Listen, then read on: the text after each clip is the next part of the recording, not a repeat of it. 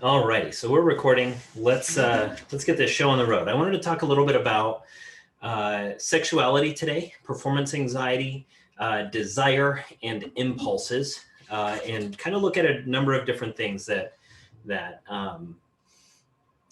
might give you some different perspectives in terms of how you interact and how you judge your own desires and how you process your own desires and make decisions around them. A lot of stuff. I'm going to open it up kind of to get some discussion points with you guys so we can kind of workshop that a little bit. I'm sure Anastasia will ask some questions along the way as well. This is a pretty kind of a multi-layered topic because it has a very strong tie to our personal identity. And that can be a pretty big factor in terms of how we show up in the world, how we interact with people, how we embody our vital energy. All of those things kind of play into our desire, into our impulses, how we translate those impulses, how we judge our impulses, how we judge our desires, and just kind of how we show up sexually. So a lot of different layers. So trying to think of, like I was talking to Anastasia this morning about where I wanted to start with this, just because there's so many different angles that we can take in terms of just breaking down the belief structures and the paradigms that kind of inhibit our ability to interact and love each other in an organic way. So one of the things that has kind of happened historically or culturally, especially like in the United States, is that love and sex have been disconnected. And that's not necessarily a bad thing, but it is a thing to notice because it changes how we see our identities and behaviors within the container of our sexuality. And let me see where I want to start with this.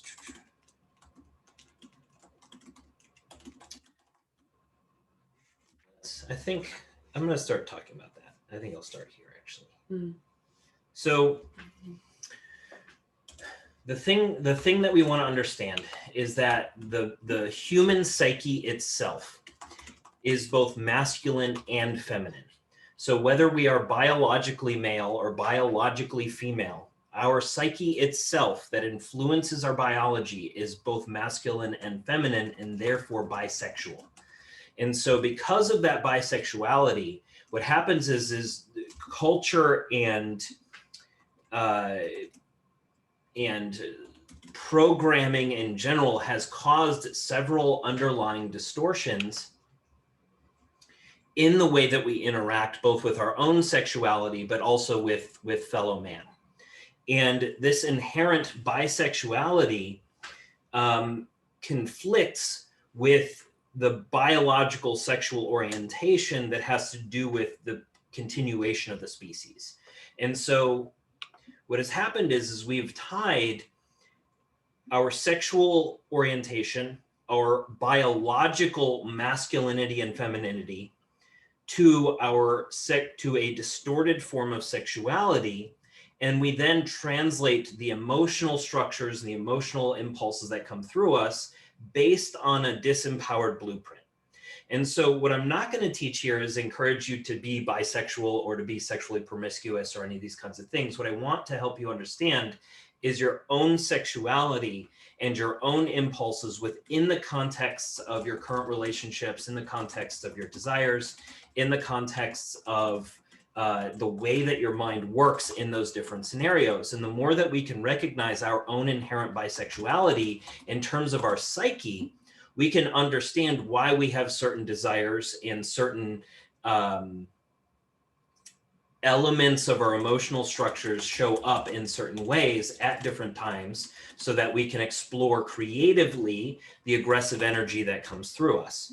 So there are certainly definite physical and psychic characteristics that exist as a result of cultural programming that distort this bisexual nature. But historically and ancestrally, masculine and feminine roles were swapped between.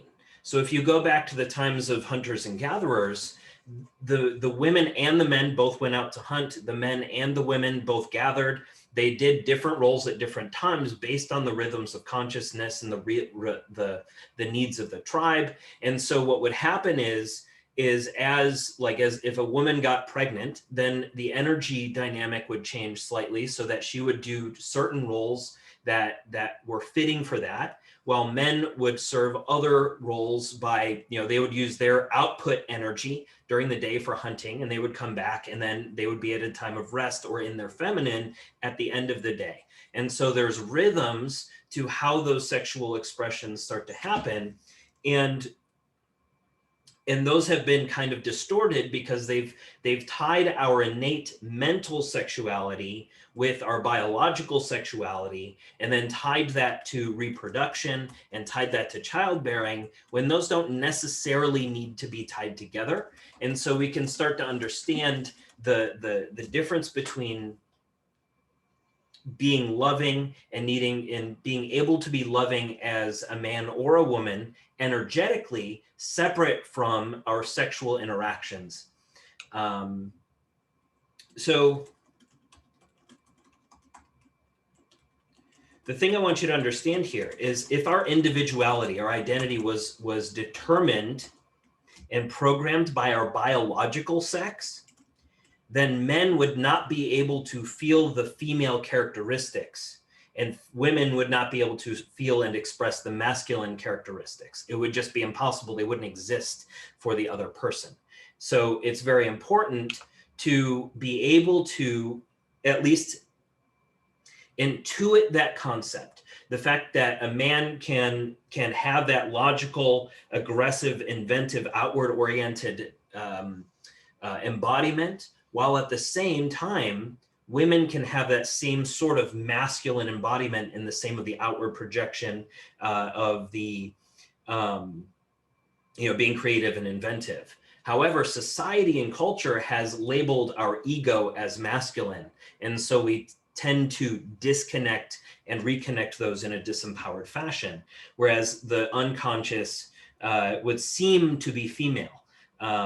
It would be passive, nurturing, concerned with preserving the status quo, uninventive in that sense. But the more we understand that our psyche is made up of both masculine and feminine elements, we will be able to see people as people before we see them as a stereotypical gender role that we've projected onto them in terms of who they're supposed to be based on that particular facade or mask that they're wearing at that level. The problem with this is that a male who does not feel himself fully male will not trust his identity as a person. So when you have a male, and a lot of men have actually come to me with this this personal struggle, where they're a guy who generally considers themselves heterosexual, but they tend to have fantasies or imagination or desires or things that are towards men, while also realizing, well, I'm not really sexually I'm not homosexual, but I have these kinds of fantasies about men. Am I gay? And so there's a really common thing that I've seen among a lot of men who question their own identity because they consider themselves, for the most part, to be masculine, to be heterosexual, to be that thing, but they also have these other desires that bring into question who they are.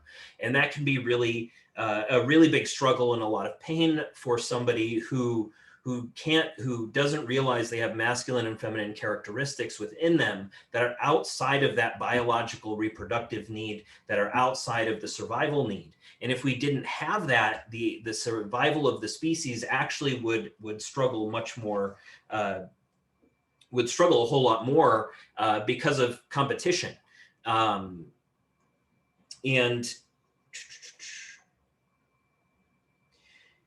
And then when you go to the flip side, when you look at somebody who's like who's homosexual or identifies themselves as a lesbian, what a lot of times what happens is you judge your abilities and your interests, the ones that you feel most personally define you and and the ones that you feel are most personally yours, but they mark you as a kind of a sexual deviant, as a sexual eccentric, which we then project negative perceptions onto the top of. And that can also create a lot of distortion in terms of someone's identity, in terms of somebody's grounding, in terms of their ability to embody themselves in a healthy manner. And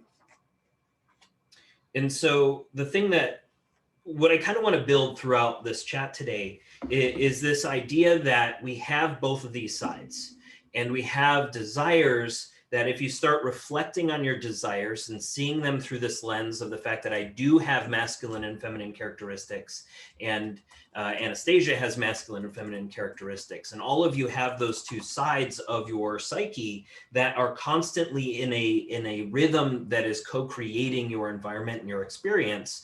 When you stop trying to suppress your desires, and you stop trying to suppress your impulses, and you stop trying to tell yourself you're not supposed to want what you want, you can start to then allow those energies to flow in the creative manner that they were supposed to flow in. And you can reevaluate how you interact with them in your daily life, and that will dramatically change the types of interactions and how you can show up. Historically, being nurturing and loving as a man was considered unmanly. And so there's a lot of circles that are now trying to get men in touch with their feminine side.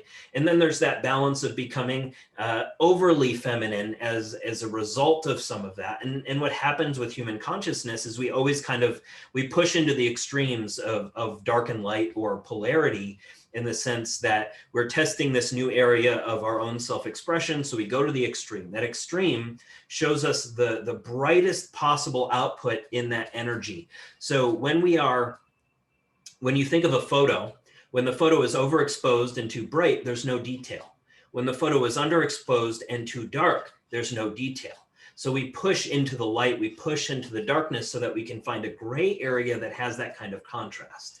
And so when we begin to do that work, where we're working on those aspects of ourself that we have historically suppressed, where, maybe if you're a female, you've suppressed, you're operating on wounded aspects, and then you're also hindering your masculine output because of whatever societal programs that have kind of been imprinted on you. And then you either suppress your feminine to go into the masculine, or you continue to hide from the masculine, knowing that you should step into it. And the thing that we want to remember is that we need both elements. If we are a man who's too much in our feminine for too long, then the output and the energy circuit that needs to turn over between those different energy centers is not going to turn over correctly. And we're going to basically be stuck floating along, not moving anywhere, while knowing that we want to go somewhere and knowing where we want to go, but kind of spinning our wheels, so to speak. On the other side, if we are overactive in our masculine without enough of the feminine, then there's an energetic quality and a nurturing and receiving quality that isn't present, that also inhibits the flow of that circuit. So both men and women need to understand that masculine and feminine isn't so much that you are rhythmically alternating between being in your masculine versus in your feminine, but understanding that you are in both simultaneously at all times, and that you are understanding, okay, when I'm doing this energy exchange, when I'm providing this type of information, this is what is unfolding in this way. So there are many avenues of sexuality that don't end in childbirth. And it's important for us to understand that we can express a type of biology and sexuality and identity that does not always need to be tied to the conventional type of intercourse that we have been programmed into. And that's important because it'll come into our agreements and our discussions that we might have with our partners, so that we can become clearer on our desires, so we can come clearer on the energies that we want to experience. And I'll talk a little bit about that when I get into some of the performance anxiety stuff. So one of the things that we see a lot of is men fighting for women. But men chasing and fighting for women is not natural. We are not meant to be in a competitive environment. And if we were perpetually in a competitive environment, the whole species would end up dying eventually, because no tribes would be able to build. Everybody would always be competing. And so it's really important to recognize the importance of loyalty within these types of situations, and cooperation within these types of situations. When we operate from our previously held beliefs, when we believe that love is love, like as a man, if you believe that love is expressed only through sex, or else it is unmanly, then and this is a societally held belief that ends up influencing how men and women behave and interact, you are effectively denying a creative expression in you, and that's going to build a type of aggression that is what turns into some of those other sexual assaults and some of the negative outlets for sexuality that we see in today. It ends up, what happens is when you start to bring up the idea of bisexuality in the modern world, the first argument that people start to make is that, well, if people start becoming bisexual, or you're encouraging more openness with sexuality, you're going to create the death of the family. You're going to create the destruction of morals. There's going to be sex crimes. There's going to be loss of identity. But the truth is, those things are actually born out of the suppression of sexuality, not the expression of it, not the expression and movement of those creative energies. So it's really important to understand that that's not the death of the family. If partners who are raising kids understood their underlying bisexuality and the need to express both sides of those energies, they would also be able to exchange in their roles that they share as parents and as creators, so that they give a more grounded foundation for their kids' own self-exploration and expression. Because even after childbearing years, there are other ways to have sexual interactions. And even in humanity, we have an underlying mechanism that actually triggers a second puberty in old age that is actually cut off by modern medicines and certain interventions and different things that would otherwise naturally happen in our biology. So it's important to disconnect our children from our own innate sexuality, so that when we communicate, so that when we understand our own desires, which is the most important part, is really understanding our impulses and desires and being able to read them correctly, then we stop translating up based on this distorted version that society has given us in health class and all throughout our life. And we can begin to actually ask ourselves the correct questions about what our needs are and what our desires are and those kinds of things. So with the thing is, with love and sexuality, they've been really finely categorized. So we've kind of said this type of sexuality and this type of love are right, and this type of love is frowned upon, and this type of love is scary, and this type of love is gross, and this type of sexuality is gross. And you have all these really finely categorized environments where sex is okay versus sex is taboo. And you have a lot of religion, and you have a lot of societal programming, and you have a lot of fear programming, and all these different things that have been pushed onto society to really disconnect us from our identities in a pretty strong way. And what ends up happening is then you get all these books that come out that say, this is the right way to have sex. This is the best way to have sex. Men, you need to withhold from yourself and make sure that you're only getting off a little, only this many times. If you get off, if you get off only every 4 days, that's the right amount. If you get off more than that or less than that, it's not right. And you need to find this perfect balance, and you need to withhold from yourself, and you need to make sure that if you have these desires, you need to suppress them, because your desires are wrong, your impulses are wrong. And this book that tells you how to be a more powerful human is going to tell you how to withhold from yourself so that you can get what you want. And then people start withholding from themselves, and they convince themselves that this buildup of aggression and creative energy that isn't allowed to flow is a good thing. And then they wonder why all these, and then their belief structures about why they're withholding then create self-fulfilling prophecies that allow those things energetically to unfold that way. But they also create a disempowering environment for them to really understand their own sexuality. Because what has happened is is men and women have desires. They have sexual desires. They have desires. They think about certain things that they may judge, or they may say, oh, well, I have this, my libido is rising. And if my libido is rising, but I told myself I was only going to get off this many times. And if I don't, I'm betraying myself. And if I don't, I'm going to lose this energy that I've been trying to save up and cultivate. Or if I don't, or if I use too much of this stuff, I'm going to run out, right? So psychologically, when we try to withhold that way, when we withhold from sex, when we withhold from self-pleasure, when any of these types of things that can happen, you start to create a scarcity within you on one hand.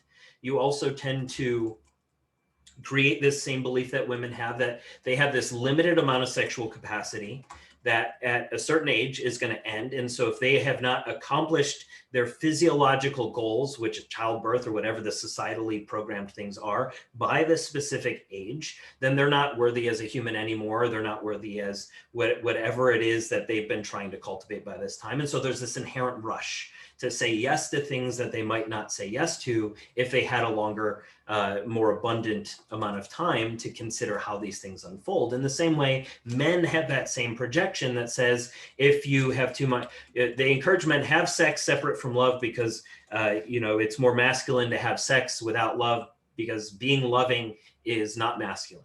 And so now men are healing some of those pieces of it and embodying those kinds of levels of nurturing and healing and love that they might have suppressed in years past. Well, at the same time, they're told, oh, you need to embody those things, but suppress your own aggression, your own sexual desires. Don't masturbate. Don't have sex as often, or don't orgasm as often, because if you do, you're wasting your vital energy. You're going to run out of vital energy. And then it applies that when you need your vital energy most, you're not going to have it. The problem is when we approach it from that standpoint, we're constantly withholding. We're both ignoring the impulses that are coming through us while also creating a sense of scarcity and limited belief that is going to create a self-fulfilling prophecy. You're going to have less sexual function because you believe you're going to run out of sexual function if you use it too much. So your physiology gives you a reason to believe that.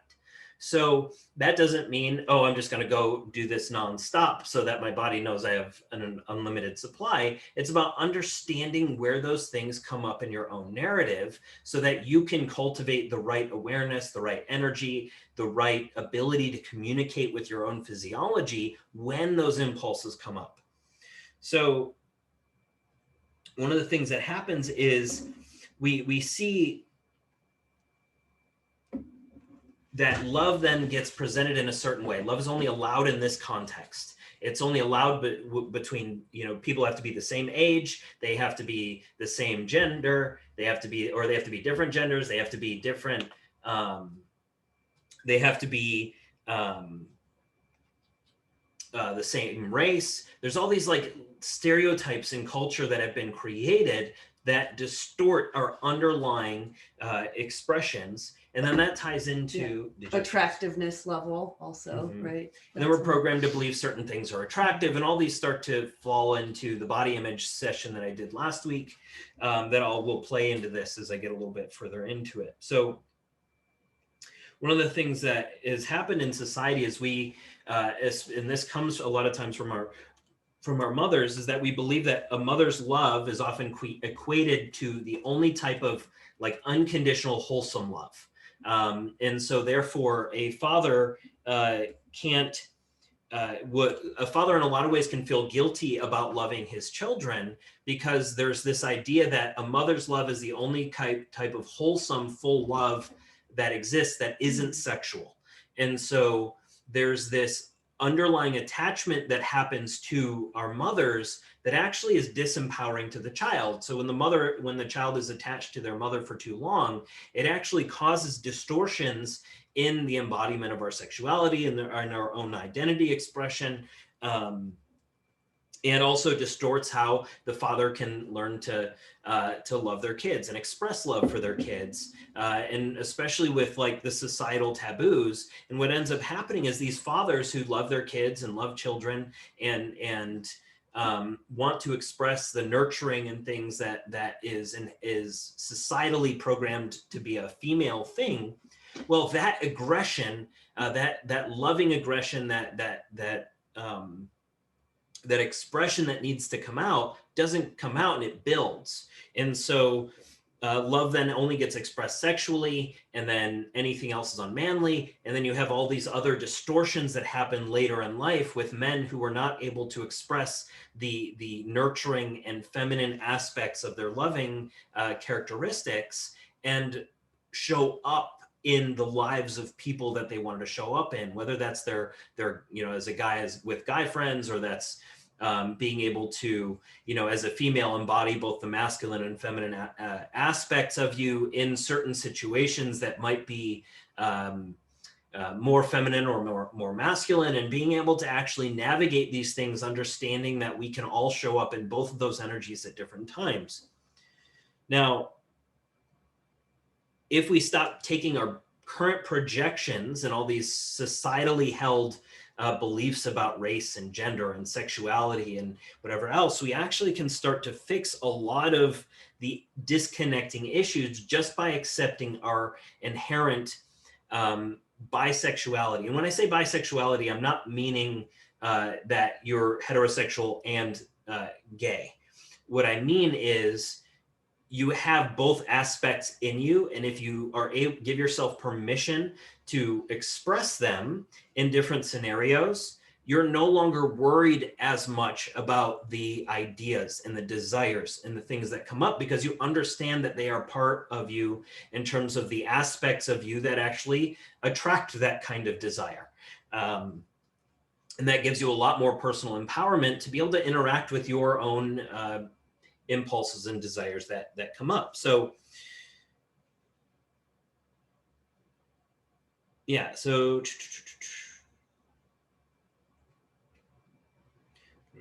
especially turns into aggression.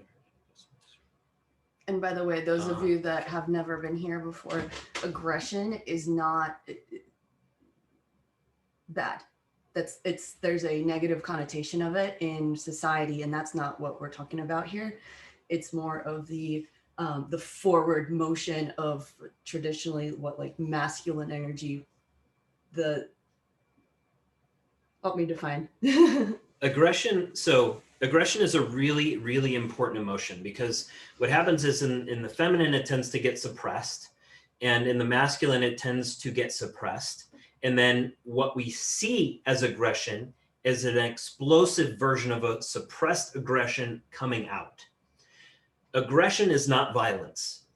It should never be violence. And the reason it becomes violence is not because it's aggression, it's because that aggression that has been there asking for an outlet has not been given an adequate outlet. And so aggression itself is a very creative energy. It is the creative thrust into the universe. So whether you're doing something that requires you to lift a heavy weight, that aggression is the creative force that gets those objects to move, that if you weren't aggressive, they may not move. That aggression is an output of passion that can come in certain scenarios that are within safe containers. And it is very difficult to understand how to operate aggression within the modern age, because so much aggression has been categorized as negative and dangerous. And so that's probably a good segue into one of the other things I wanted to talk about, was pushing people against the wall. No. So a little bit of my backstory. Mm-hmm. I have a lot of personal experience with women who have had sexual trauma. And I have had my own series of traumas sexually that I've had to process. But one of the things that has come up in a lot of my relationships is dating women who had sexual abuse, who were sexually assaulted, who had a lot of sexual trauma. And so what happens in these kinds of, what I've seen happen in a lot of these scenarios, is sexual trauma for a female in general is one of the most fundamental ways of dissociating consciousness. And so these can be really, really traumatizing to the soul in terms of how it integrates into the physical body. And what ends up happening in society is men are basically programmed from health class through all their interactions in college, all these different things about, don't always ask permission first, don't do anything that might be considered, listen to a woman's no, so to speak, is a big thing that, and ask for, I'm drawing a blank on the word. Anyway, Consent. Consent. That was the word I was looking for. So this big thing in asking for consent is a really important thing to look at, because we are, as men, told we have to have consent, and if we don't have consent, then we are by default sexually assaulting the woman that we're with. And at the same time, there's this underlying desire of a woman to just be pushed up against the wall and to have their man take the masculine stance and step into the situation in a certain way so that the woman feels desired. And there's a really big conflict that happens between the societal programs that say, men, it is dangerous to touch a woman, and if you do, you're gonna be accused of something you don't want to be accused of. Well, at the same time, you as a man need to do that.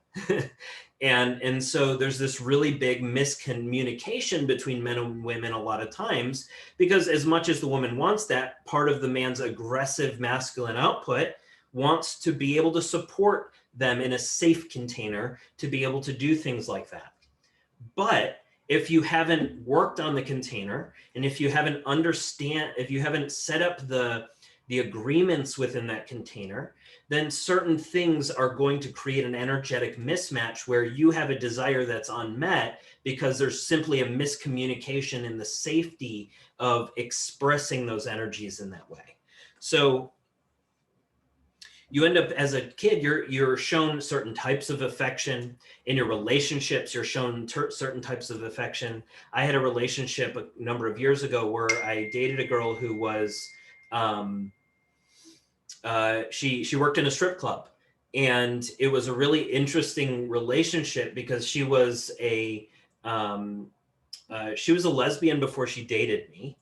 And then she had all kinds of just sexual wounds in general from her time of, I really want to be seen, and I'm in a really dark place in terms of my own, I'm in a dark place in terms of my own self-love and that kind of thing. And also working in a club that is extraordinarily kind of vulnerable and historically disrespectful to women. And so this creates a certain type of trauma and energy within her that's married to her relationship with her dad, that then creates an energy dynamic that is really difficult to navigate, because on one hand, it was bringing me into a situation which I really didn't want to be in. I didn't enjoy being at the clubs. It wasn't something that was comfortable for me. It wasn't something I liked looking at in general, because to me it was very taboo, and I really only wanted to look at the person I was with. And so being brought there, if I didn't go, I wasn't being supportive. If I did go, trying to be supportive, I was yelled at if I wasn't keeping my eyes tunnel vision in a certain way. And if I kept my eyes tunnel vision, but she didn't see me keeping my eyes tunnel vision, I was in trouble for looking around. And so it creates a really difficult dynamic in terms of the agreements within that relationship, because it created a sexual dynamic that also was not communicating correctly. And so when we come into relationship in that way, on one level, both partners need to know what they're healing sexually in order to take the next steps of things that I'm going to be walking you through. So if you're wanting to heal some of these programs sexually, if you're wanting to show up in a more organic and free-flowing nature in your relationships that way, then we have to talk about our agreements. We have to talk about our container. We have to talk about our own sexual traumas, and we have to be able to figure out some game plans for being able to navigate those a little bit better. And so there's a lot of beliefs that tend to come into that. So performance anxiety is a big one that comes up in either when you're in a relationship or when you're just thinking about a relationship. Performance anxiety comes up a lot, whether you're whether you're going to be good enough for your partner, whether you're going to get turned on by your partner. You're worried about whether you'll get turned on, and if you're going to get turned on, uh, get will you get off too quickly? And and these, if you, or are you going to be able to, uh, and then the ramifications of what that means in terms of your identity as a human. And then on the female side, you're wondering if you're too much when you get them off too quickly, or you're wondering if if you're innately feeling the disconnection, but you're not sure why, and you're feeling your own anxiety, and you're feeling your own not unworthiness, and all of these things start to co-create those types of scenarios in these environments. So what happens, or what we want to do from this standpoint, is understanding, okay, everybody has performance anxiety in some way. You might have worked through some of it at some point. You are pretty comfortable with your partner, but generally speaking, you'll notice rhythms of your consciousness within the intimacy that you experience with your partners. And those rhythms play a pretty strong role in pointing you towards your underlying beliefs about who you're supposed to be and how you're supposed to show up and what you're supposed to do and whose responsibilities are what and all these kinds of things. And the thing that I usually tell people, and that should be made clear from the beginning, is have your experience sexually be your personal responsibility. You need to first ask for your needs to be met, but not need them to be met by the other person.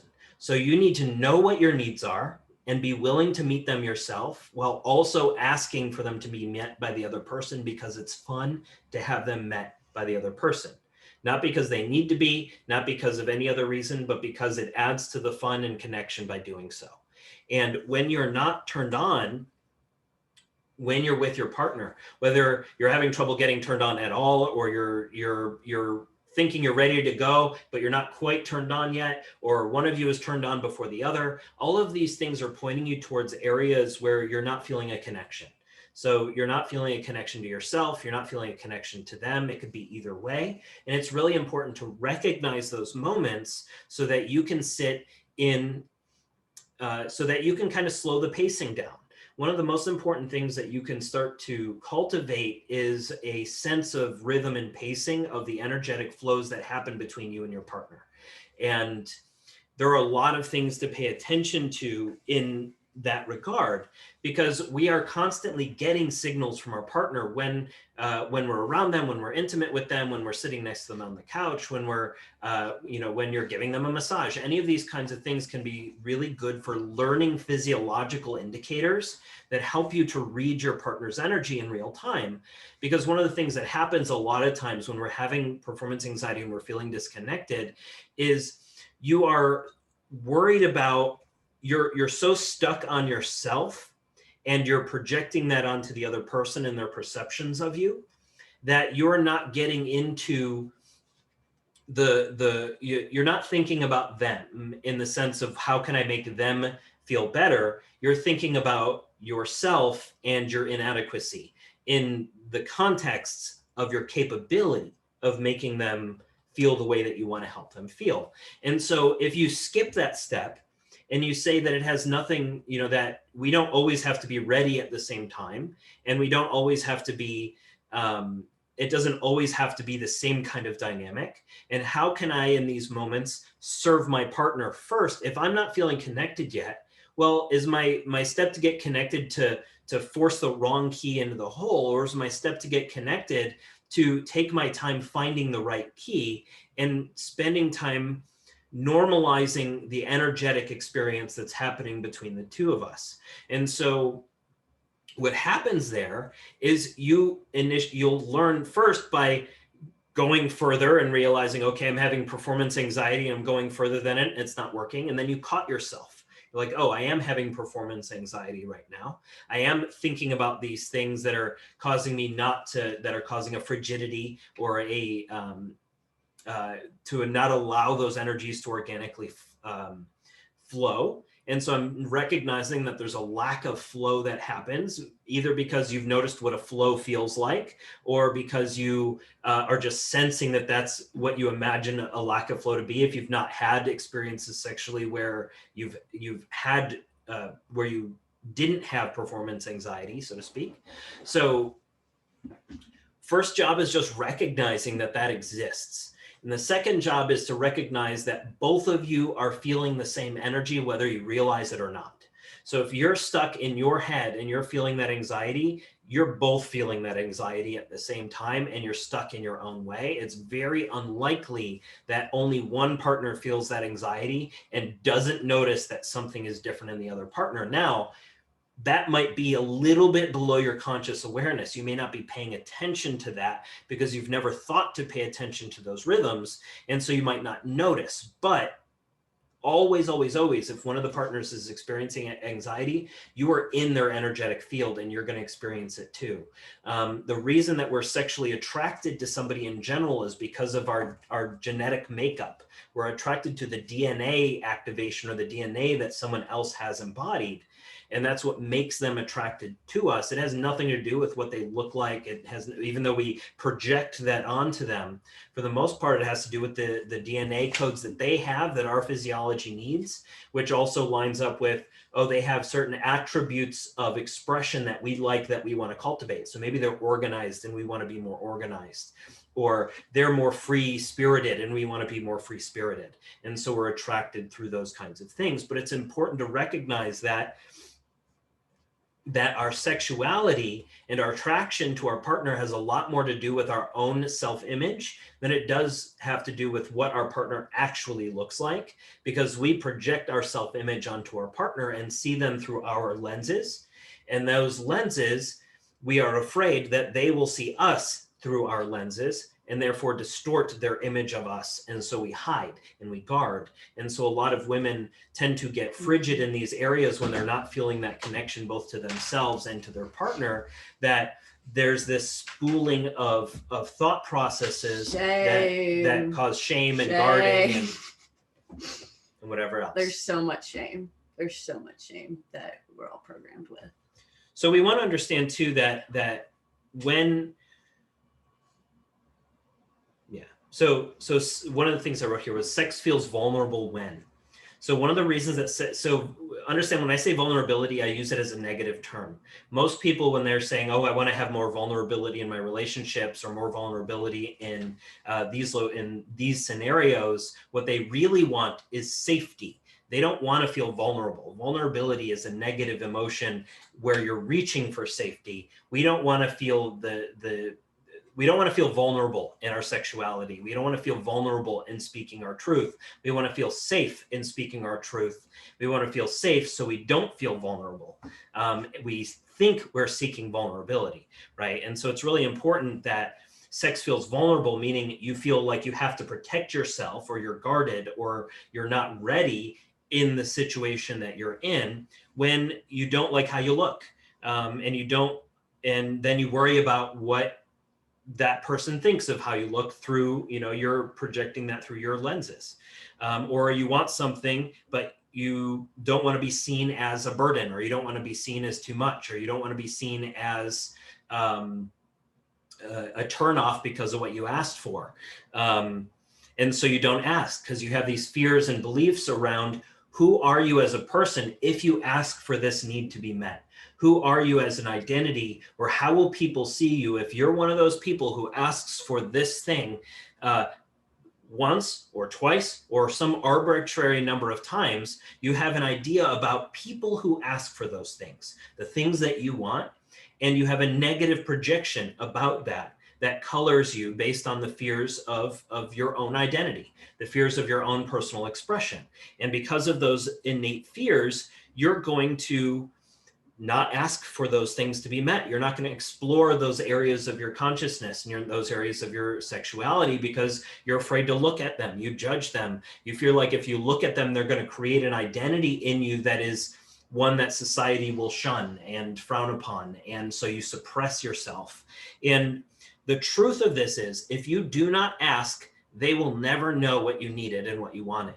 And the best thing that you can give for your partner is actually asking for your needs, or not even asking for your needs, asking for your wants. Stop thinking about it in terms of needs, because you don't need any of it from your partner. You can solve that for yourself, but ask for your wants to be met. And not necessarily demanding them, but practice asking, not only so that you can practice asking and cultivating that safe container to ask, but also so that your partner knows what to do. If your partner doesn't know what to do and they're just guessing based on their historical experience or what they've been taught on TV or what they've learned through X, Y, and Z, then they're so frustrated, having performance anxiety and not connecting to you because you've never told them how to connect to you. You've never told them how to touch you. You've never told them how to, you've never paused them in a certain moment where you needed to catch up, because you felt that if you paused them, you ended the show and the show's over and you ruined everything. And then you feel shame and guilt for doing that. When in reality, the person really just wanted the information, and it's not about, catching up or racing or competing or any of these things that happen. And so when you're in those sexual moments, you're not feeling like you need to hide anymore, because you're not judging yourself for your own desires. You're not judging all of these different factors that come through you that you have no control over. You just have control over how you respond to them. Because like for men and women, our sexual organs are not a light switch. If only you could like switch a thing in your brain and suddenly you're turned on. If only it were that easy. If only it were just a hormonal thing that said, okay, if your hormones are right and you see a naked girl, then you're turned on immediately. But the truth is there's a lot of other energetic communication that happens that is required for those energies to flow for both partners. And the understanding of that and the understanding of how those energies work, and they're tied to your emotional energies.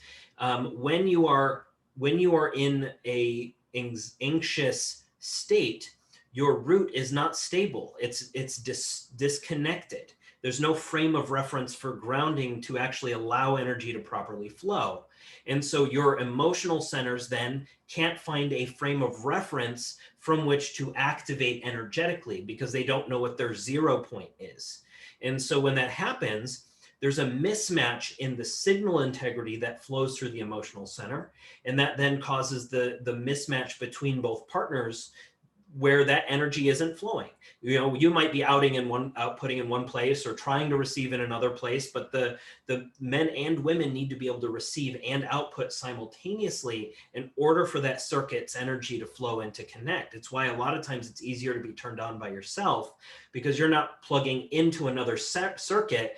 And I'm not meaning like physically plugging into the circuit. I mean like literally sitting next to somebody energetically. There's a different type of circuit that is created when you're next to somebody versus when you're alone.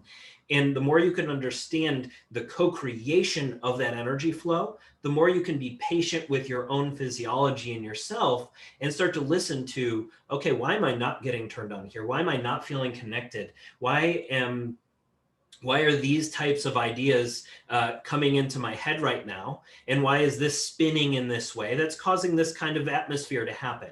And so the more that we can recognize that, we can slow our pace down, we can communicate with our partner about the potential of saying, hey, I'm having this performance anxiety that when we start, like sometimes I'm feeling like we're starting too quickly. And if we start too quickly, I feel like I'm not quite turned on yet. And if I'm not quite turned on yet, then it causes this cascade of anxieties to show up, and a disconnection that doesn't ruin it. It's really hard to ruin it, but that disconnects the rhythm, that doesn't make it as powerful as it could be an expression.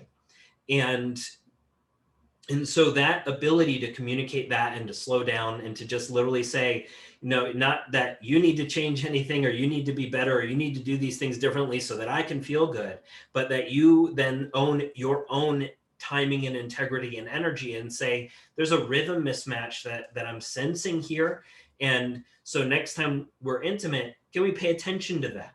Can we sense that rhythm and maybe slow down if we need to, and then follow that rhythm? Because the thing as a in these partnerships, the thing that will make you much more powerful sexually isn't about you owning your own sexuality. It's you reading the sexuality of your partner. It's understanding, how do you read their energetic rhythms? How do you read their body language? How do you read their breathing rhythm? How do you read their shifts and movement rhythms? How do you read their body positions and things that they change based on their energetic atmosphere that they are feeling at any given time? And so those rhythms all change. Those rhythms all give you a tremendous amount of information that often goes ignored because we're so stuck in our head or so stuck in a surface level of pleasure that we don't connect on the other vertical levels that we can connect to. So what we want to understand here is that there is a lot of connection that can happen in our sexuality that has nothing to do with plug-in holes, right? So it's really important to be able to, you guys are laughing. It's really fine, we're all 7. It's really important though to be able to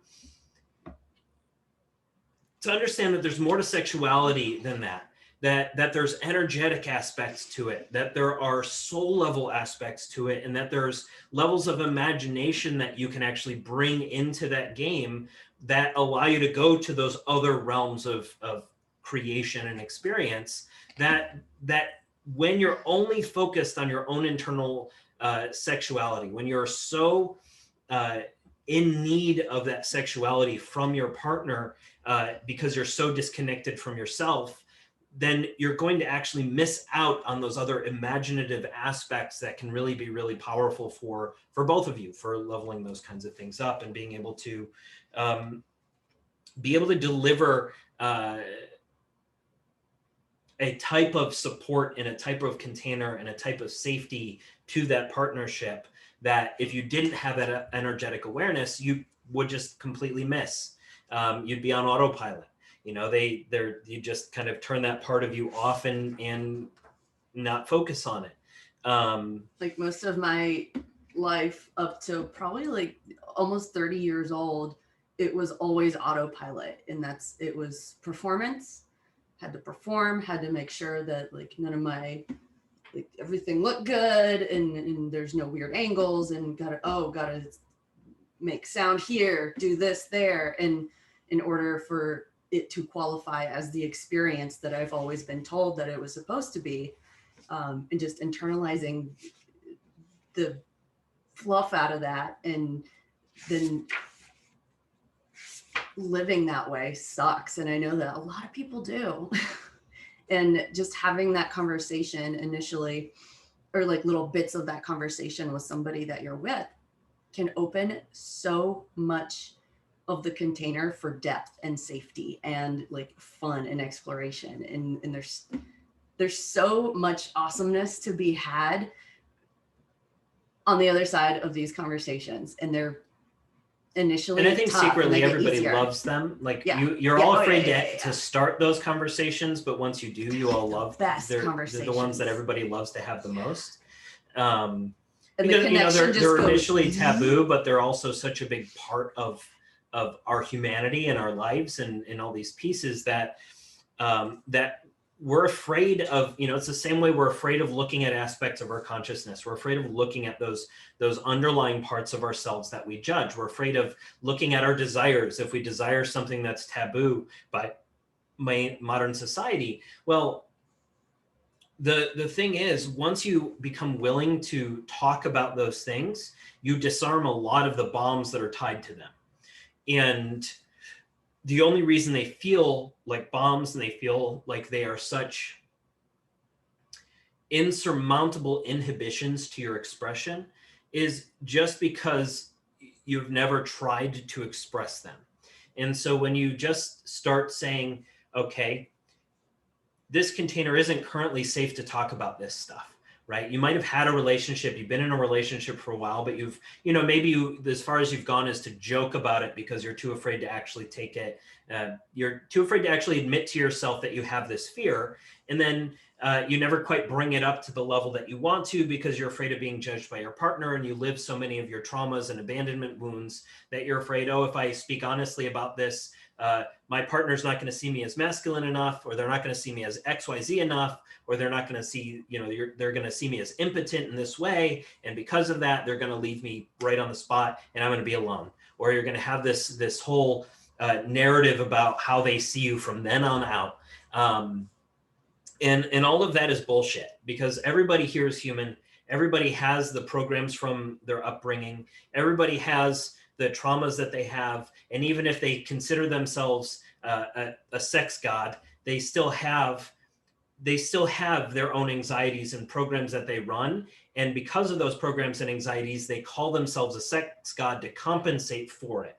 And so the more that you can embody your inner sex god, so to speak, you can start to really shift the areas of your life that you judge yourself and your desires, and you can begin to understand your impulses better.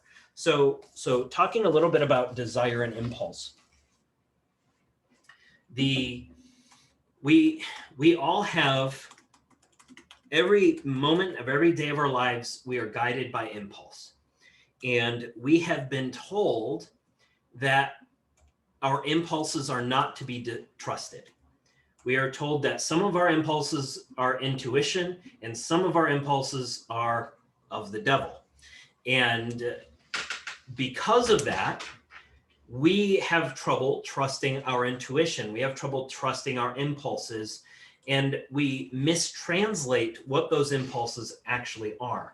Those impulses come as a result of our underlying beliefs. They come as a result of our societal programs, and those underlying gestalts form symbolic resonance structures around ourselves that tell ourselves, what energy do you produce under certain circumstances? And when we create certain beliefs that cause us to mistrust our impulse as though it were evil, we get opportunities to see impulses that we would perceive as evil. Now, if we start to shift our beliefs about what is right, what is wrong, what is good, what is evil, we can start to understand and more accurately translate those impulses in the greater context of our consciousness by looking at our own traumas and abandonment wounds and these kinds of things that those impulses surface through. So when we are still operating on a tremendous amount of trauma and we're trying to fulfill our needs through our relationships, and we have this hole and we're trying to feel whole again through our relationships or through certain actions, or trying to feel that connection, well, we're still operating on our codependency wounds where we haven't actually integrated the fragments and aspects of ourselves that really are the thing that we need to be speaking to and really are the thing that we need to be integrating and bringing in. So once we start to realize our pain in our relationship, so if we're feeling lonely, or if we're feeling, we're wanting, we're always looking for greener pastures, we're always, maybe we're feeling unfulfilled, and so we're always keeping one eye on the sky in that sense. And so all of these kinds of things are going to play a role in showing us where are our traumas that are still causing us to bring impulses to the surface that are, let's say, painful. And so as we heal that, we no longer experience the pain side of impulse, meaning, oh, I'm lonely. Oh, this is the first girl to ever talk to me, and I need to send her a 3,000 paragraph message in case she doesn't know my life story, and in case she doesn't know everything about me in the way that I think. And if she knew all these things, then she would like me, and then I'd be valuable, and then all these things would happen. And so we're competing, and we're trying to pull all of these pieces together out of that scarcity and not enoughness because of our own codependency traumas, because of what we were told love is, because we don't feel worthy in ourselves. And so then we interact with our relationships in that scarcity dynamic, instead of just showing up and seeing, okay, this is the interaction we had today. Where is this leading? And so the more we can kind of step back and say, okay, I have to separate good and evil from my impulses. And then I need to just trust that my impulses are always, always, always there to lead me towards my highest good. They're there to lead me towards growth. They're there to lead me towards information. They're there to lead me towards the things that I need to know and discern.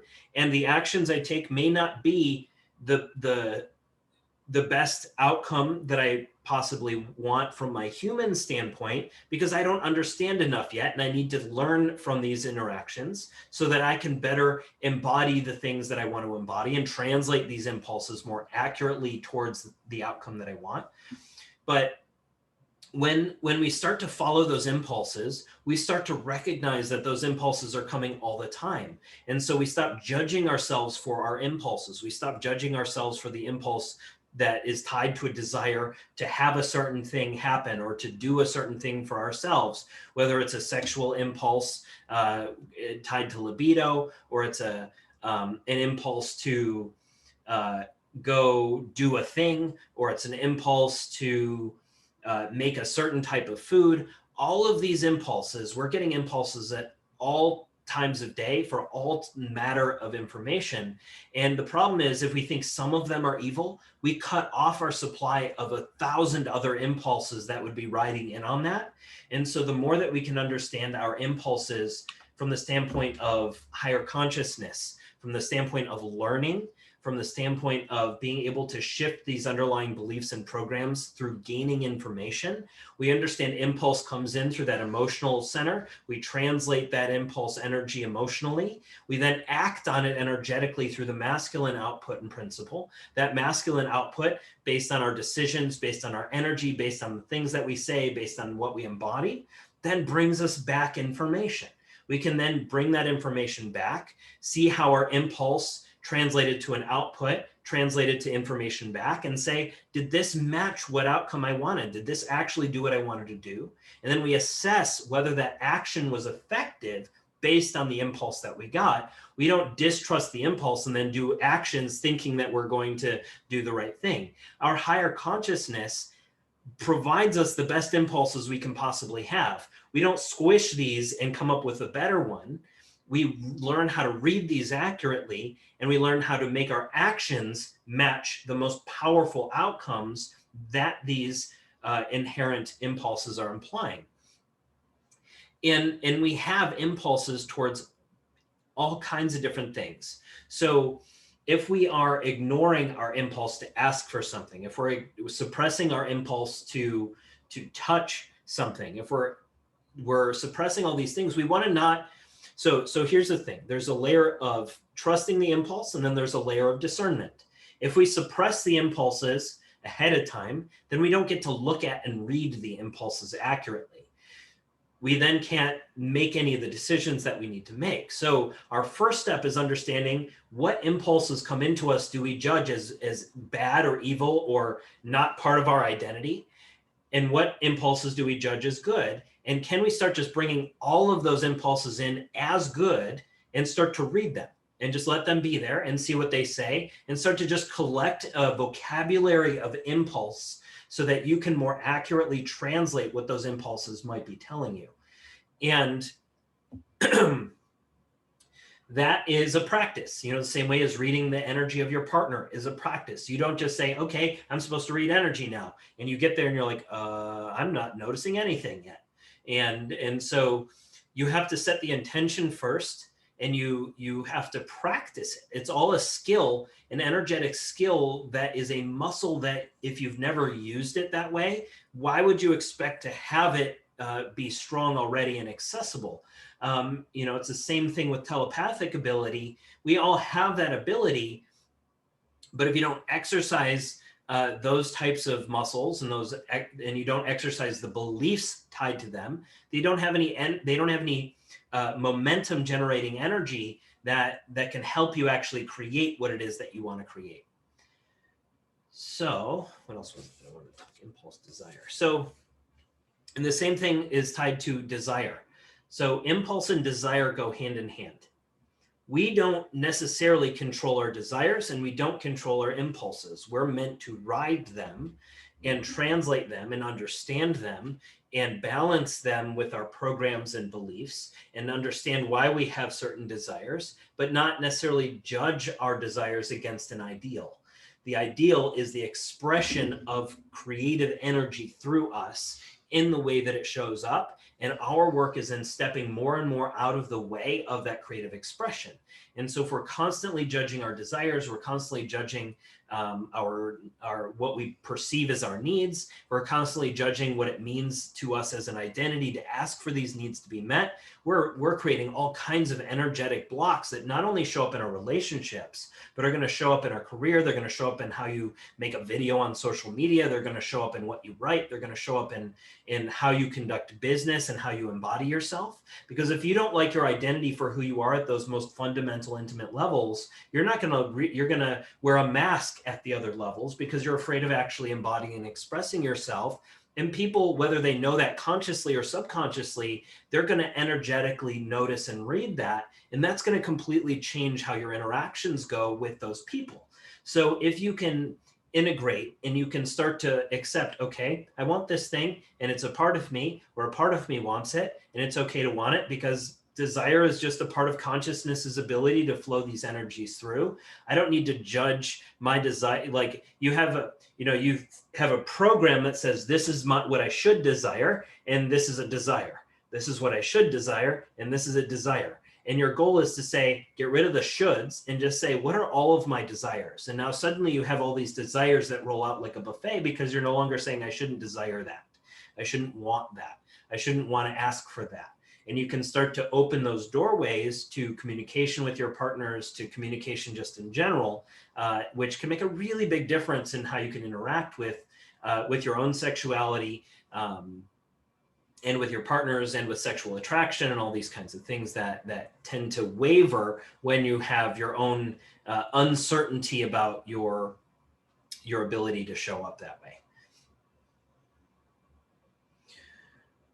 All right, so coaching clients, what kind of questions or thoughts do you guys have or want to discuss? And some of you guys had mentioned some stuff over the course of the week. So if there's something specific that you've been wondering about and you want to dig into it, I am happy to do that now.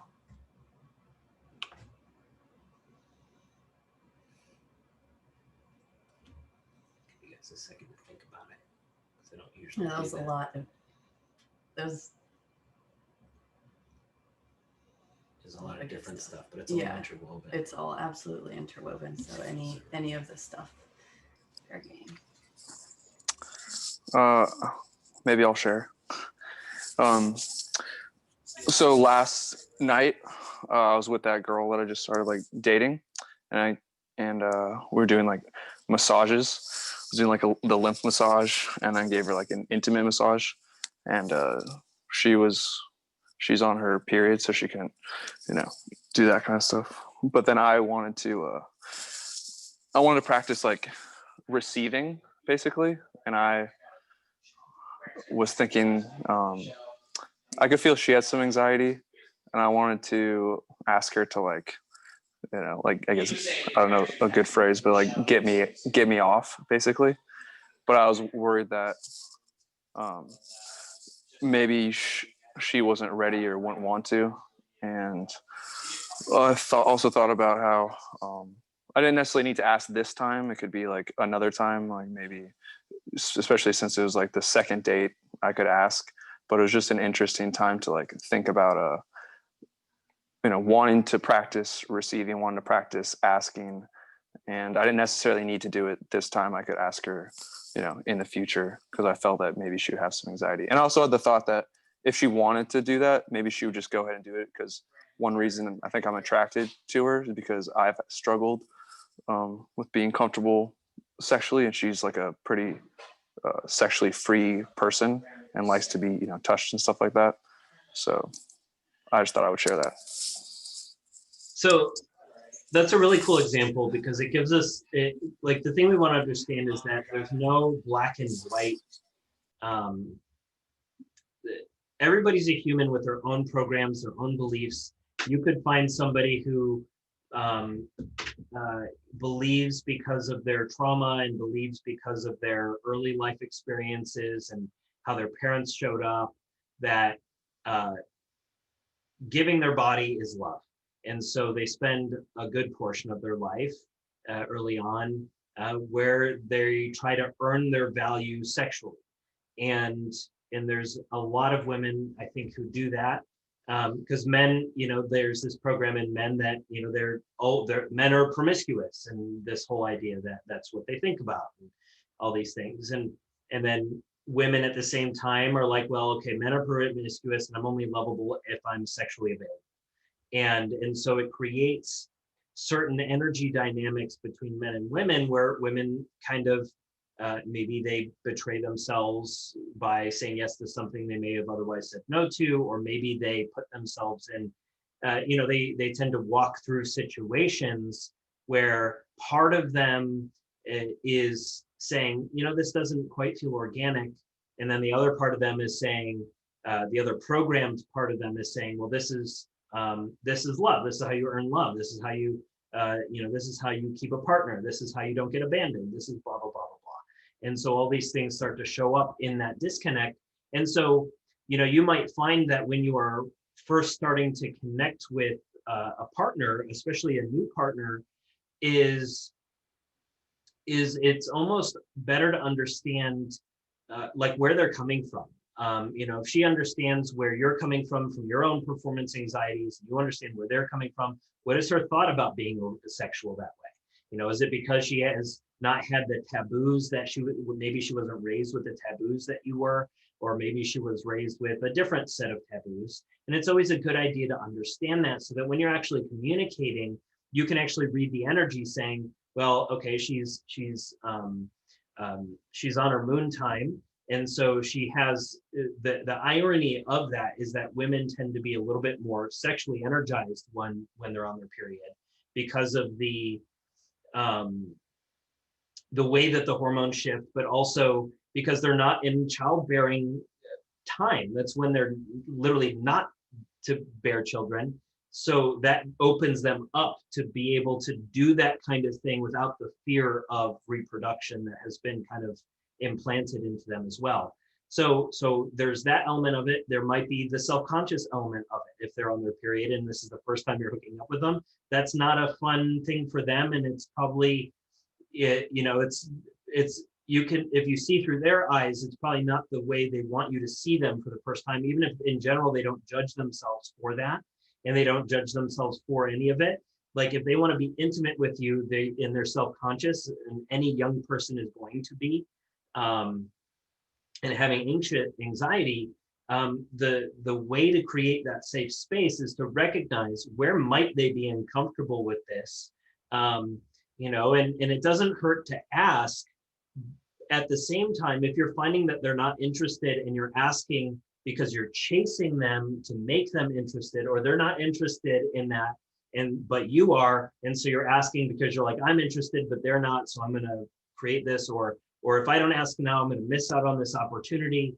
Then all of this is based on a lot of your underlying traumas, not based on a connection that you have to this person. And those traumas are creating that rise in aggression that doesn't have that healthy output. And so it's important then to understand, what are your agreements with this person? What have you discussed in terms of how you guys want to interact? What have you discussed in terms of, what the purpose of these interactions are? If you haven't discussed what the purpose of those interactions are, if you think you're dating, but she doesn't think you're dating, or if you guys are dating and you've only dated twice and you're not really sure yet where things are going, and you haven't really spent, maybe you've known her for a while, but you haven't cultivated a friendship in this context, well, then there's going to be timing mismatches that might show up there as well, if you actually care to build any kind of relationship with somebody, which is important if you want to feel the connection that you want to feel. You don't have to be, running your codependency traumas, feeling head over heels in love with the person, but you want to feel a connection. And that connection can allow that co-resonance that is love to flow between the two people. And then part of that is also understanding your own program. So if you're really desperate to have that experience because you haven't had that experience in that way, and this opportunity falls in your lap to have that experience, well, on one hand, you could just rush and have that experience and learn all the lessons that will come from the first experience you have with that, or you can actually build the container. You can build a safe container so that when you both get to the point where you want to do that, you feel safe in doing it. So you're not just like running up into a brick wall of unsafety every time you try to go to that next level, and you go to that next level, you keep running into this brick wall. At least you've discussed what you know. And then when you discuss what you know, you're on the same playing field. And then you play the game based on what you know until you bump into something you didn't know. And then you bring that up. And then you continue to evolve and discuss and allow those things to become clear, so that when you're interacting sexually, if you're interacting in a place that could be vulnerable, if you're interacting in a place where you want to practice something like receiving, you can distort that any way that you want. You know, if you want to say, I want to practice receiving because you're not interested right now, is that really you wanting to be practicing receiving? Or do you have to be honest with yourself and say, well, really, I want to experience this. You know, really, I want to have this kind of intimacy with this partner and I want to experience it. It's not so much that I want to practice receiving. That's the higher consciousness excuse that I'm giving myself to actually ask for what I really want. And what I really want is this feeling, this sensation, this connection with this person. And then you can start to look at that container. So let's look at then, what are the performance anxieties that come about with that container? Well, on one hand, I could ask for it and I could be rejected. I could be rejected maybe because she'll say, well, this time of month kind of makes me feel gross, so I don't really want to do that. Or she might say, no, I'm not really in the mood. And so she'll reject you. Or she'll say yes. And then you're afraid of, okay, crap, she said yes, now what? And then you have the fear of success that comes in, of you actually getting what you want. And so part of you might actually enjoy the identity of not having that experience yet, because the success is scarier than you staying where you are. And so you create scenarios where you're afraid of success, you're afraid of getting what you want, you're afraid of having that kind of connection and intimacy and asking for it and getting a yes back, because it means you actually need to let your guard down in a certain way, or they need to let their guard down in a certain way. And that can be scary if you haven't established that container that allows for safety in your body, in their body, in the connection, and in whatever happens from that connection. Because, you know, she might get a yes, and then suddenly you become worried about whether you'll get turned on. Or you might get a yes, and then you might have this worry about getting turned on too much too quickly. Or you might have all these different things that come up from the next step of that game. And that's about you then balancing and finding connection. And, you know, if you're practicing that receiving, it's understanding your energy and your connection to that energy and your connection to their energy and your ability to surrender to that regardless of what's happening, so you can allow those energies to flow.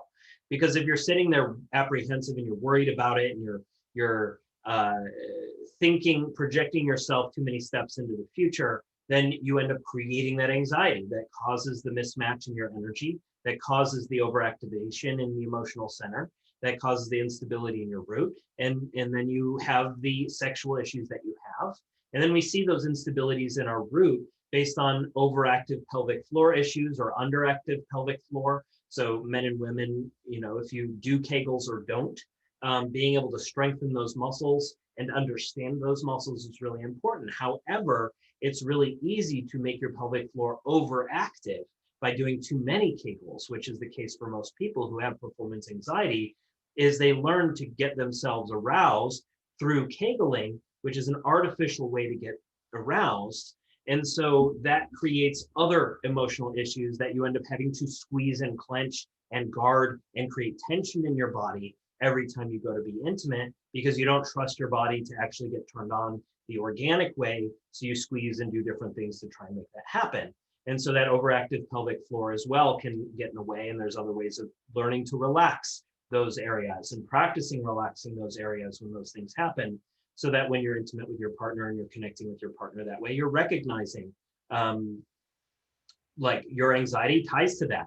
You'll feel that flicker in that muscle. You'll notice how those things start to happen, so that you can reconnect with yourself, recognize that those rhythms are off, reconnect that you're realizing that you are guarded, and knowing that some of those muscles give you that kind of indicator, so that you can actually rearrange that. If you have a weak pelvic floor, it's easy to strengthen it. If you have an overactive pelvic floor, it might also be weak, but you need to learn how to relax it as well. And so if you've had those muscles gripping for a long time, or you find that you like grip your glutes or you grip your core in a certain way, or you have back pain, a lot of time that overactive pelvic floor is going to change all of these other areas, partially because you run that scarcity in other areas of your life and that instability, but also because you're feeling that literal instability in your sexual expression, because you're not listening to something within you. Let's see. Did you have a comment? No, I'm just. Let's see what else. What other questions do you guys have? Comments, thoughts? And you can certainly message it in the chat too if you don't want to come up on video to talk about it. But yeah, I've got something. It's not a question, but it's something that I noticed. Just like making the link between self-image and that being projected through like your partner during sex is something that I've noticed. When I'm not feeling confident in myself, I find, I'm not finding my partner attractive, and then there's like a mismatch. So it's like, but when I am feeling confident, it's like, I see that attraction, so even though the sexual experience is always great, it's definitely obvious. Exactly that. And that's a big one too. If you understand your self-image, you're in a very vulnerable place in the sense that you're being seen, and you have no armor between you and your skin. You have no armor between you and yourself. You have no armor between you and being seen in that position. And so if you don't like being seen in that position, or if you judge what you look like in that position, that changes how you garden your energy. And that is going to completely change the entire interaction in a pretty dynamic way. And that's a good lesson. The thing is not to say, not to get upset with yourself or judge yourself when that happens, but to actually learn from it, is to recognize, oh, this is happening because of this, my own internal battle with what I look like, or with my own performance, and with these different layers. And can I shift my perspective about myself? Can I say, what, this is, my body, as I age, as I change, it goes through different rhythms of expression. As people get older, as people get older, the embodiment of their gender changes. Women tend to get a little bit more masculine as they get older, and men tend to get a little bit rounder and more feminine as they get older. And the same thing happens before puberty, where kids are a little bit less confined to the constraints of their sexuality. These things come in rhythms, in the same way that our body shifts based on different rhythms of consciousness to teach us the different levels and experiences that our consciousness wants to go throughout this entire process. And so if we can understand that as we're changing our diet, as we're changing our beliefs, as we're changing how we show up in the world in that sense, our body image might shift, how we see our body, how our body actually manifests might change. And that will have big implications in terms of our sexual connections, in terms of our willingness to be seen in those sexual scenarios, and our ability to be willing to communicate that stuff when we still feel unattractive in that sense, or unconfident. And so that can give us an opportunity to then cultivate other things besides superficial sexuality. And what that means is you can cultivate other types of sexual connection with your partner that doesn't have to do with what you look like. If you're worried about what you look like, try to connect on the other layers of imagination. So if you're worried about what you look like, connect with your partner the same way in the physical, and then create an imagined environment between the two of you that you then connect on that level and experience the visual atmosphere and the energetic atmosphere of that level, so that you can start to actually bring that frequency back into your physical body. So you're not getting in your way of living in this version of the physical body, but you can understand this now moment gives you opportunities to tap into other types of consciousness that you have in your arsenal. You have other types of personality that you had in your past selves and in your future selves that you always have access to right now, and your ability to bring in and use as a way of expressing, as a way of exploring. And the more you agree about that ahead of time, the more you understand how those things work, and the better that you can communicate between the two of you, both energetically and verbally, the better you're going to be able to then do that interaction. You're going to be able to sit in the discomfort of your current body image, and also still connect with your partner, because the connection is what's important. And you spend the time connecting, recognizing that the attractiveness and the drive towards that person is usually based on your own feelings about yourself. And then you say, okay, well, what would I look like if I felt good about myself? Okay, let's project that image. Let's see myself as that image right now and play that particular character, so to speak, on the other layers of consciousness, and connect to my partner that way, and even see them as that as a result, right? And so then you can connect to that, and you can follow the energy the same way, you follow the rhythms the same way, you listen the same way, but now you're embodied slightly different at a slightly higher frequency that allows you to kind of jump over those areas where you lack confidence and where you lack judgment, and actually kind of allow yourself to get into the role that you're playing, and the game that you're playing, and the connection that you're feeling, rather than judging yourself for being turned on by this, or judging yourself for being not turned on by this. And so being able to then work on connecting, and work on the imaginative aspect, work on the energetic aspect, all those kinds of things. So you mean like archetypal stuff, or not necessarily? Could be anything. Could be a fantasy in your imagination. Oh, I see. And so it's really powerful to be able to, the more you examine your self-image, your body image, in the context of your beliefs, in the context of your sexuality, and then in the context of your personal expression, you will see a lot of connections between your sexual fears and your fear of showing up in a certain way in other areas of your life, tied to your body image and how you see yourself, and how you see yourself as who you should be versus who you see yourself as who you are. And then you can start to really rearrange and adjust a lot of those programs so that you can be more empowered in the other areas of your life. And also so that when you're first meeting somebody or you're connecting with somebody, you can better understand how to communicate that, how to get those, how to get that communication clear with the person that you're trying to connect with, so that you can be both safe and enjoy the exuberant experience that you could be having, instead of getting in your own way about all this other mumbo jumbo that you tend to hear in your head when you go to do that stuff. So a couple of things. So, it's interesting. So I'm not really sure entirely what you guys struggle with here, because there's so many layers of things that we can come up against. And even if we come up against them, because they become so normalized in our society, we've found out ways to just deal with it, so to speak.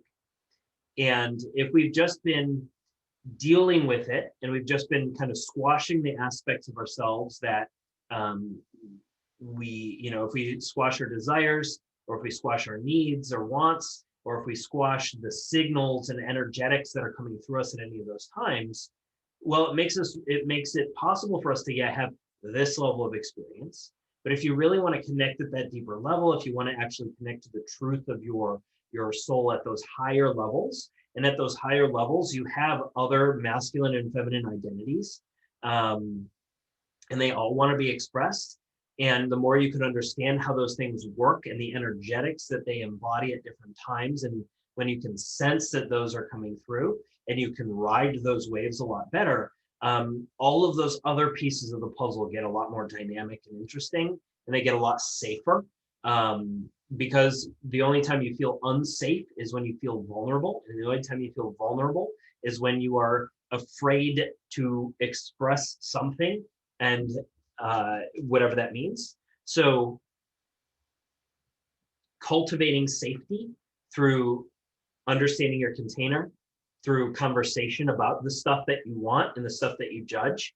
The easiest way I would say to do this, because what a lot of times will happen with people who haven't done enough of this consciousness work is they'll show up to these conversations and say, these are my needs, meet my needs. Or they'll have this list of things that they want to have done for them, and they have no consideration of the other person. And if you really want to open this door, yeah, Dave, I'll get your question in a second. If you really want to open this door, it's way more effective to ask about them and their needs. Ask about their performance anxieties, ask about their needs, asking about what they like to feel. Give them an opportunity to share that, which will open the door to you being able to share that and co-create that space with them. If you come straight into saying, I need all these things met and you need to meet them, which is often the case, even if it's not your intention to point the finger, oftentimes when you come in with your needs first, that's what ends up being the perception of it. So the more you can actually look at the other person and you can spend the time sensing their energy and writing their energy and reading their energy, the more you're going to be able to have a much deeper conversation that is safer, because you're not making it about them serving you. You're making it about you understanding you and you expressing you, and them understanding them and them expressing them, and you both understanding each other because it was expressed, and then you can much more accurately co-create that environment, versus you always just kind of you expressing you without actually knowing you. If you're asking for this thing to happen, but you don't actually know why you want it, or what the energy is, or what you're squishing that says that's telling you that you want it, that can be a pretty big deal. Yeah, I have that experience where I'm sometimes not quite sure. Because it's okay to not know what you want, but there's also always impulses, right? You always know what you don't want. If you don't know what you want, it's usually because you're experiencing something on some level that you don't want yet. And so or you're getting what you want enough that you're satisfied in that moment. So there's things that we want to understand in terms of satisfaction and dissatisfaction, and define those. What does it mean to be satisfied? What does it mean to be dissatisfied? So that you can have a stronger belief system and definition around that, so that you can serve your own needs, while asking for them to be met, but without the demand aspect of it. Because a lot of that is a victim mentality. It's born out of a victim mentality. Dave, you said you had a question? Yeah, so it's kind of like formulating in my head, but two things that came up for me while you were talking was, well, one, I've always felt very disconnected in sex. Like I'm just kind of going through physical emotions. And the other thing I realized was, I think in that context, I judge my value as a person based on the experience I'm able to give to my partner, which then has its own set of performance anxieties around what experience am I giving? What do they want? Is there a mismatch? And then this other layer that I would add is that I think there's a subtle fear that I have that at some point, my partner will want something that I'm either not interested in giving or don't feel like I can give, or like there's like a insurmountable mismatch there. And then that, blows up the interaction or whatever. So maybe a couple things there, but I'm curious. Yeah. So one of the problems is if you take personal responsibility for the satisfaction and pleasure of your partner, you will always, there's always going to be a gap there no matter how much you deliver. So it's really, really, really, really, really, really, really important that you take responsibility for your own satisfaction and your partner takes her responsibility for her satisfaction completely. That doesn't mean you can't co-create another level of that. But at the end of the day, you always want to make sure that their satisfaction and their sexuality and sexual fulfillment is delivered to them because they supported it. Whether you're able to do that every time, or like the thing is, it changes a really fundamental aspect of how you interact. When you understand and they understand, they're like, my sexuality is my responsibility, but let's connect, is very different from it's your responsibility to fulfill me, and if you don't, you're inadequate. right? And there's a lot of that in wounded feminine relationships that cause that dynamic to show up, where the woman, because she's seen the man be this, she wants him to take charge and do all these things, she puts this huge amount of responsibility on him being able to read her mind, on him being able to read her energy, on him being able to give her the sexual gratification that he has no idea what it is, but it's amorphous, but he has to still deliver it. And she doesn't tell him what it is because he needs to know by himself. And so there's this huge gap between your ability to actually deliver on that and the truth of how those energies are actually supposed to flow. So if she comes back and she takes ownership of her own sexuality, that then allows you to connect to her on a much deeper level, because you're not taking personal responsibility for her transformation, for her experience, for all the things that can come from the sexual connection. And the problem is, when you're taking that responsibility for her, you're actually disconnecting from yourself, which is why you feel disconnected during sex. Now, the next level of that, when you understand that her sexuality is her responsibility and her pleasure is her responsibility, that puts the burden on her to know her body. That puts the burden on her to express her body and to explore her body and to know what she wants and to know what feels good and to be able to communicate that to you in a way that allows you to actually show up in the energy that both you want to show up in and that she wants you to show up in. If she doesn't communicate that, can't be your responsibility. How could you possibly know? And so if she communicates it more and you set that boundary, basically saying, this is, I understand where my responsibility is. I understand who I am in this partnership. I understand who you are in this partnership.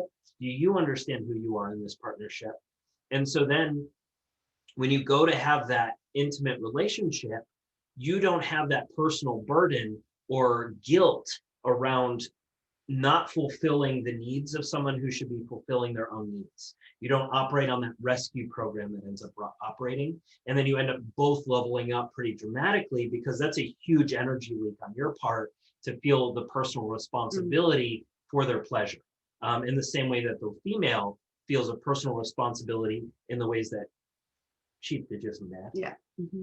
Go ahead. Oh, I was going to say that this is the same pattern, same energetic pattern as wanting. It's a control pattern, and you want to control how someone else feels. So that goes for emotions. That goes for how people perceive you in general.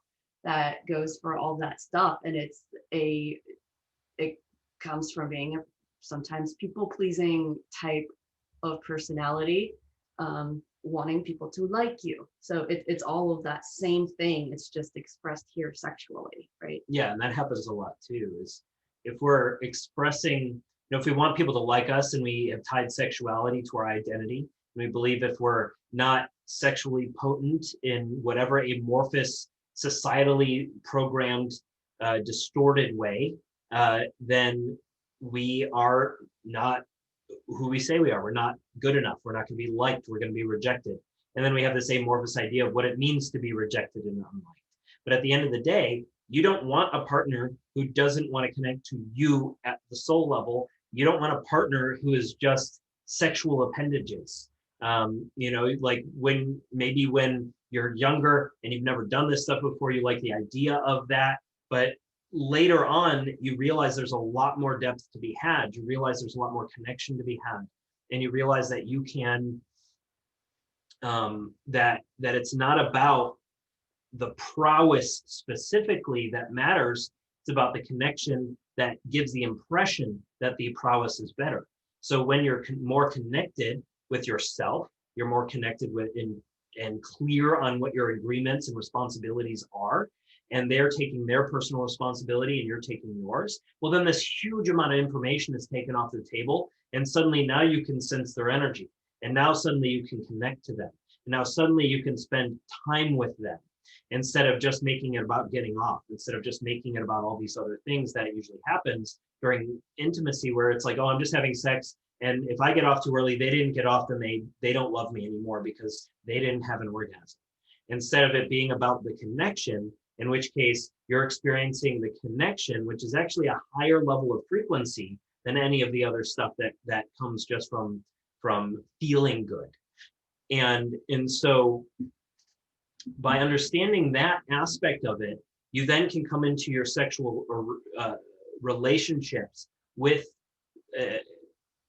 a means of communicating and connecting as your priority versus just having an orgasm or just getting off.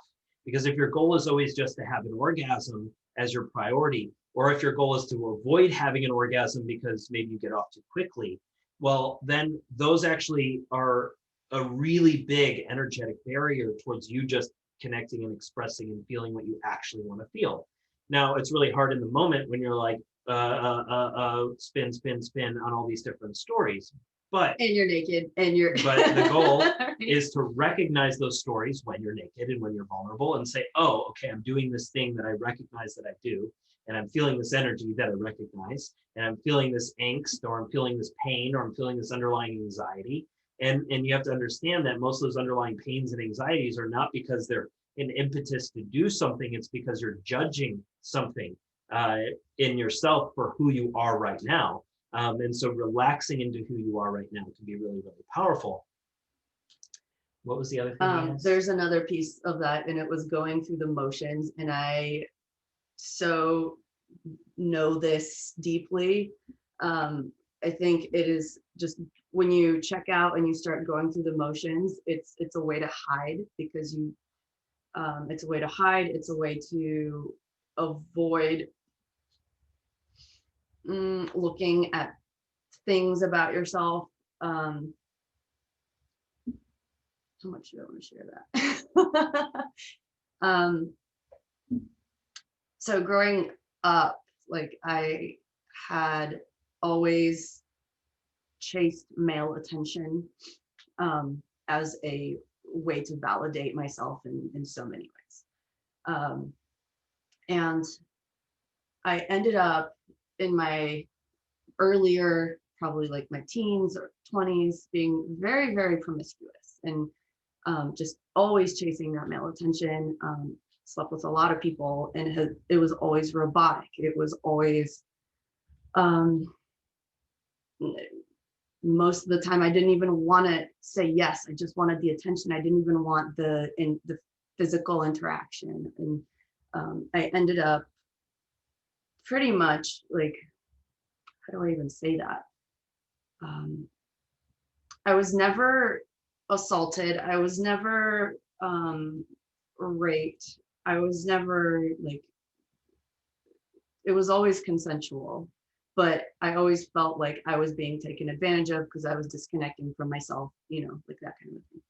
And so it would always go to just fucking going through the motions and just like checking out and go.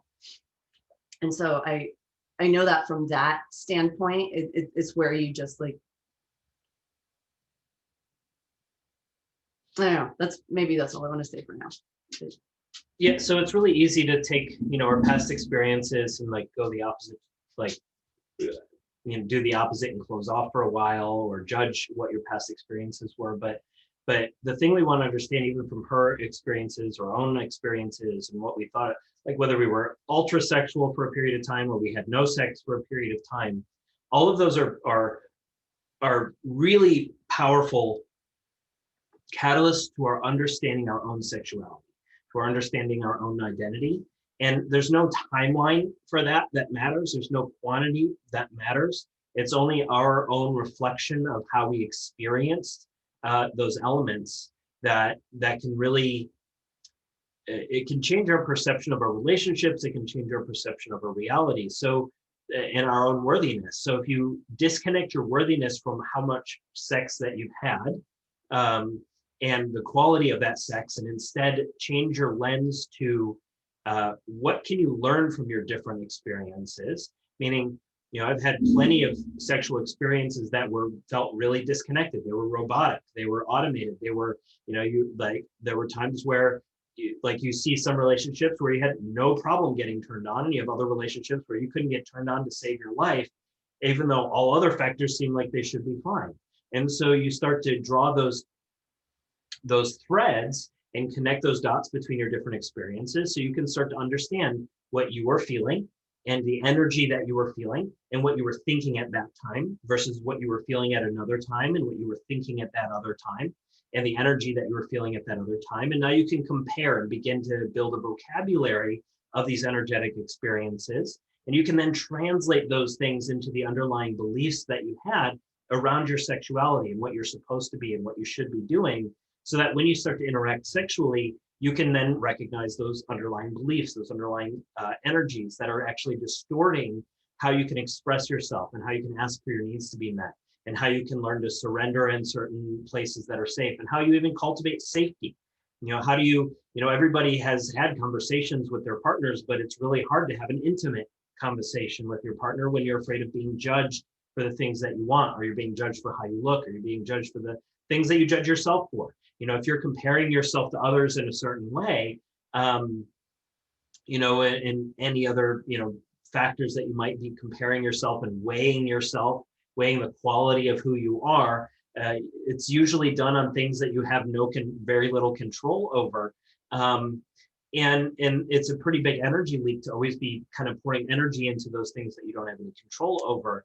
So the more you can recognize that these energies come up to teach you a lesson, and that some of those lessons come about things you can't control over simply because it's pointing you towards beliefs that are limiting your ability to express, then you can start to shift those and you can start to kind of create a notebook, so to speak, of all these different things and heal those wounds so that you can understand the energies in those sexual scenarios, so that you can ask for your needs to be met, so that you're not operating on codependency traumas, but you're actually able to connect and then see where that connection can take you together, as opposed to always making it about getting off in that sense.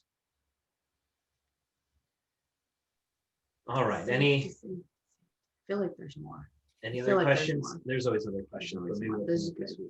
But what other questions you guys have, or any thoughts, or anything unrelated to what we talked about too? I want another one. Let's go. There's always a lot. I think I went over a lot too. There's a lot, so it's just like like kind of digest and integrate what that means.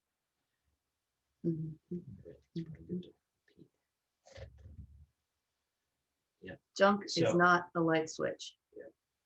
It's right from the nose. Right. Yeah. Passive aggressive cues don't read well, and over aggressive needs imply a disconnection. So that's another good thing to mention, I guess. So when you're passive aggressive and you really want something to be done, but you're just kind of being passive aggressive about it, nobody can read your mind. You got to ask. Hinting does not work, and it's also more frustrating than anything for both partners. It's also a form of projection, so it's really not worth it. So instead, ask. On the other hand, if you are perpetually asking for your needs to be met all the time, you're telling yourself, oh, well, I'm just asking for my needs to be met. And you're asking. Well, it implies a disconnection from yourself. What needs aren't you meeting for yourself? What needs aren't you listening to within yourself? You're seeing these kinds of things. If you're needing all these things to be met for you and asking for it perpetually, means there's probably something you should be giving to yourself, whether that's downtime or TLC or, just self-love in some way, whatever that means. So. Yes. And I think for the most part, women are brought up to like communicate in subtle cues, and it blinks right off. Blink, blink. It doesn't work, and that frankness, that bluntness is almost like suppressed in females growing up, but that is what works. It feels weird at first, especially if you're coming from that like only passive aggressive type of behavior. That kind of learning to be straightforward and frank with what you want is very useful.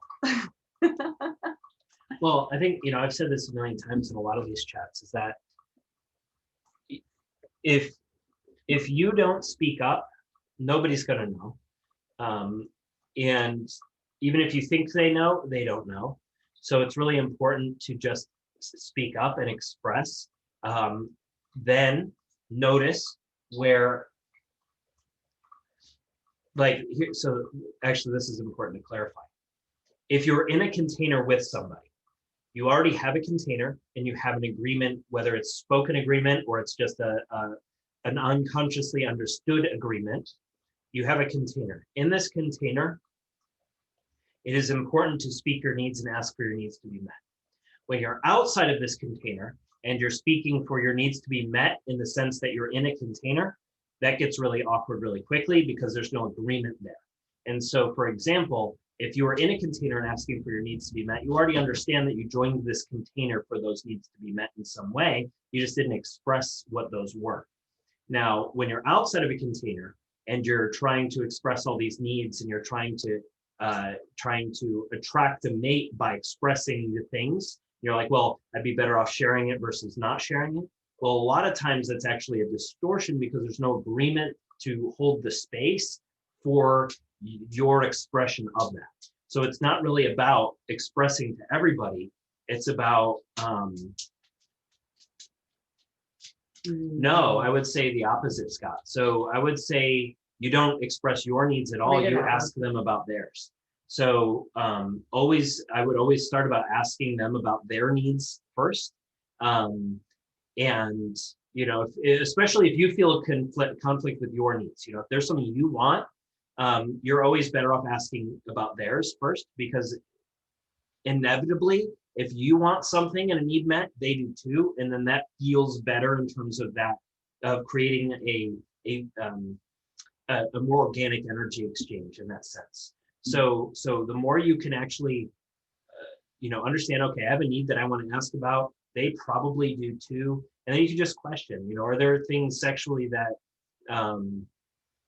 you know, that could be better?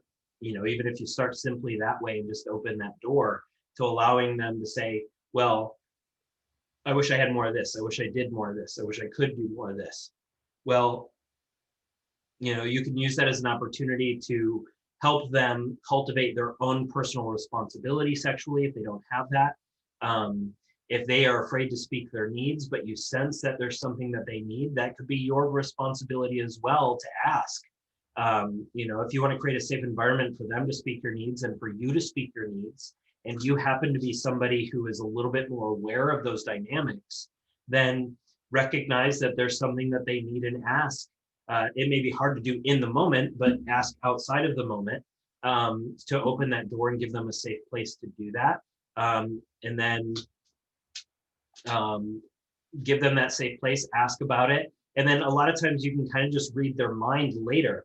When they're in the moment, you recognize that struggle, and then you speak to it later, they will feel seen in their struggle and also feel loved in that. And it'll feel safe to be in their struggle and not feel like they're inadequate. And so then you can talk about that, and then you can strategize ways of communicating that better in the moment, or what that might mean. You know, so if there's somebody who judges touching themselves, or they believe that it's the man's job to do whatever that is, well, that creates a really big barrier to them actually getting what they want, which is the connection and pleasure is what they want. So either they can get stuck in their old dogma of what they think it should be, or they can start to rearrange that in their consciousness so that they can interact in a different way. And that comes just by you creating a safe space for them to ask for what they think they want you to do, and then being able to rearrange that maybe a little bit so that they feel like they have control over it. Because everything that we ever are faced with that we feel is a need is something we have control over. We're never given needs we can't meet for ourselves. And then as you get better at meeting your own needs, that becomes a lot safer of a container to say, hey, can you do this for me? And understanding both the, you know, the discussion around that about, you know, I'd like for you to do this for me. What is your apprehension to doing it? You know, what makes you avoid doing that? What makes you not offer that? What makes all these things? Not to condemn them as they're supposed to want this, but really just to get to know them and understand it, so that you have a better understanding of the reality of your container. And the more you can discuss outside of the fact, the more you can recognize the energy in the container. And then you come out of that scenario, and then you question it, you ask about it, so that you guys can be clearer. And then you translate the energies better. And as you translate the energies better, your connection is better. And that just kind of evolves through that ability to communicate and adjust. And in the moment, it might be just changing your dynamic, doing something completely different with each other that allows you to connect in a different way. You know, if it's your body image that is vulnerable, doing activities where you're both naked together, but in the sense that you're accepting the body and whatever else that might mean. You know, you can do different exercises that way that can make you much more comfortable. And I would say And willing to feel safe in that sense. And if it's create a safe and welcoming environment for your partner to speak their needs. If this is like one of the first times you're approaching this conversation, state your intentions and say like, hey, I want our relationship to become stronger or our bond to be even greater.